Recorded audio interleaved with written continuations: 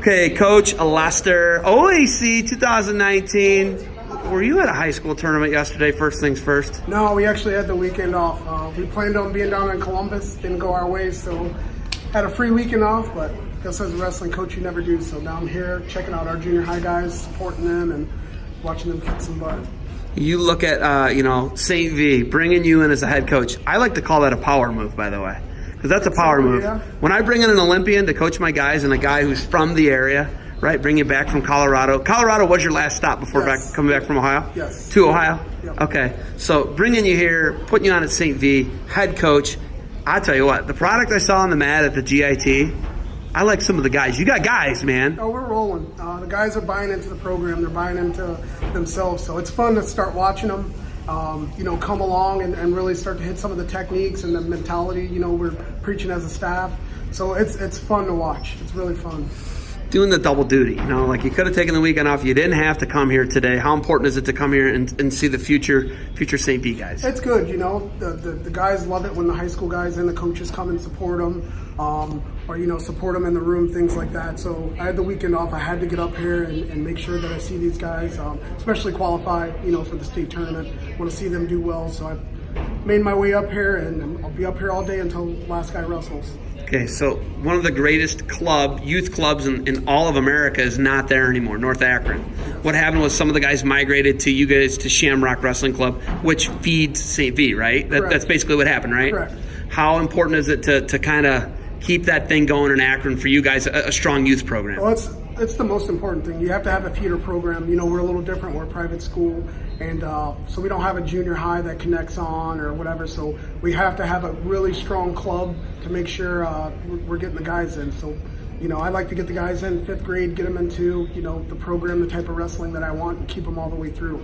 That's the hard part, It's a private school. You got tuition, you got people traveling from, an hour away, but you get the guys who really want to be there and they buy in, you keep them through the club, and that's the way to go. I saw Weimer the other night for Ashland. That guy can roll. Oh, yeah. That guy's a scrambling freak, man, right? Yeah, and he's really good. He's one of those guys that really bought into really learning how to wrestle. He knew how to wrestle, he knew the moves, but really learning the positioning and things like that. And it's going to pay off for him in college. And it's exciting. He's doing well in college, but I think, his last 3 years, he's really going to turn some heads there. What do you think of this OAC, Ohio Athletic Committee? They put together one heck of a tournament. It's crazy. It's a meat grinder, right? It is crazy. And you didn't have this. No. I think it started probably around my junior year of high school. I remember I went with Kyle Ott and Drew Hopfer, and we handed out the awards or something. Oh, you were a special guest? Yeah, I was a special guest. That's actually really cool. 2001, yep, 2001. I think, I can't remember. It was a couple of really, really good kids those years, so we got to watch those guys. But yeah, this has turned into crazy. And I got to go to the state tournament over in Youngstown the last couple of years, and it's crazy what they turned this into, and it's great. It's really, really great. You get to see the talent that you're going to be seeing the next year, at the Ohio State tournament and things like that. So I'm glad they put this together, and it's really good for our sport. Definitely good for Ohio. How high is the level of competition? I think it's good. You see some kids here, and I know when I was in 8th grade, people say I was a freak, but these kids they're hitting the basics. They see some kids that have a really high level, high IQ of wrestling. So it's good to see that instead of, the flopping around. But you see some kids that are hitting the moves, good positioning, chain wrestling. So it's good to see.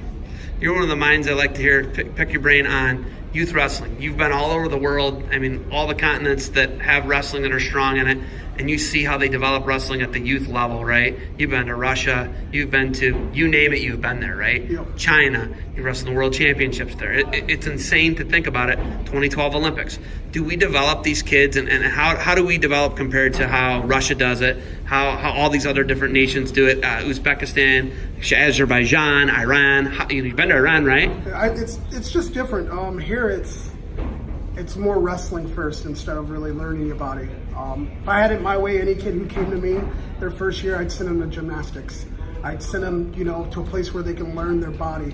I think that's the biggest difference between our youth wrestlers and their youth wrestlers. I took a group to Denmark last year, and they're 7, 8-year-olds. They're all flipping like they're in the gymnastics, and our guys are like, some of the high school guys can't do that, So the kids learn their body, so when they get in positions, later on in life they get that feel, you know. But I think what we do here is mentality. We build the mentality, the hard work, the bruise, and to go out and fight. They don't have that. So I think that's the big difference. So what I'm trying to do at my club is a mesh of it. Get these kids to learn their bodies, learn how to scramble out of things by feel, but you get that by tumbling and doing things like that. And we're always going to build the mentality to go out and bust your butt and fight all the way through every match. Body awareness. They're big into body awareness. Big time. Okay, that's literally everybody I've ever talked to. You guys all say that. Yeah, so that's what you get into some positions with these guys, and you're like, I'm about to score, and then next thing you know, you're in a position like, how the heck did I get here? And it's just them. They get the feel and things like that. So I tell the guys it's like a dance. Like when you get in certain positions with those guys, it's constant movement. It's fluidity. It's great. So that's what I'm hoping to bring to my club and the high school team.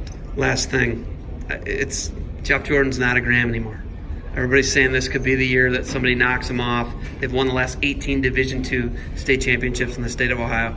Can you guys make a run? Can you do better than that silver trophy? Can you bring it back to St. B? That's going to come down to these high school guys. It's going to come down to our team, Aurora, Canfield. We got to knock some of the Graham guys off before the semis and before the finals. But they're a juggernaut, man. They're always going to be good.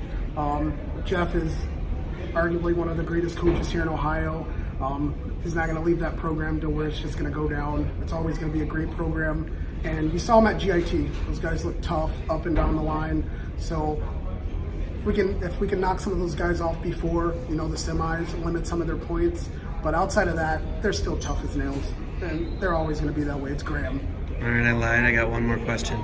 You have one of the icons of athletics. One of the most famous guys on the planet is an alum of your school, right? LeBron James. He gives a lot back to your guys' school, right? Does. He built a facility. Your guys' athletic facility is built by him, right? No, he redid the gym there. Redid the gym, okay. He redid the gym. Had some other really good donors redo the Cosgrove building. That's where our wrestling room is. If you come to our wrestling room, it's on par with some of the better high school wrestling rooms. It's not an oil and tangy room, but we have absolutely everything we need. But he does. He's very generous to the school, more to the school than to athletics, which is good because it helps kids who really wouldn't be able to go there, get in, things like that. So his foundation does a lot, for our school and the community. Do you know him? Oh, yeah. Yep, so. Nice guy. Oh, super nice. Pretty nice guy. Super nice. Gets guy. a bad rap from some people, man. He's the best athlete in the world, and, well, outside of wrestling. He's the best athlete in the world. I was actually gonna correct. Yeah, He's come on. the best athlete in the world outside of wrestling. But think about it. You have people constantly coming up to you. At some point, you got to put a wall up and walk away. So of course he's gonna get a bad. He didn't talk to me. Well, he's got 1,000 other people talking to him. So billions, right? Yeah. So that's how you got to look at it. But no, he's a nice guy. All right, you got coaching. Do you got anything else for me? No, just thank the OAC for putting this on, and we'll see you guys down at the state tournament, I guess. Coach, thanks for the time and good luck. You're welcome. Thank you.